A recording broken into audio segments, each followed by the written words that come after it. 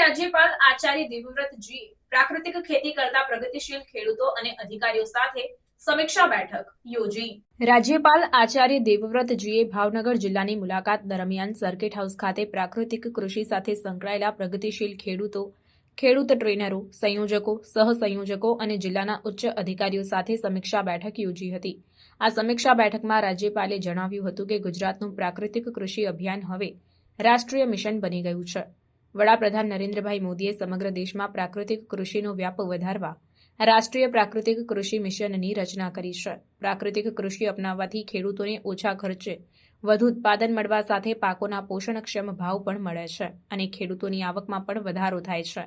રાજ્યપાલે પ્રાકૃતિક કૃષિનું મહત્વ સમજાવી કઈ રીતે પ્રાકૃતિક કૃષિ કરવી, જીવામૃત, ઘન જીવામૃત વગેરે કેવી રીતે બનાવવું તે અંગે પણ માર્ગદર્શન આપવામાં આવ્યું। પ્રાકૃતિક કૃષિ ઉત્પાદનોનું વેચાણ વધારવા, ખેડૂતોની વસ્તુઓ વેચવા માટે જગ્યા ફાળવવા માટે રાજ્યપાલે અધિકારીઓને સૂચન કર્યું હતું।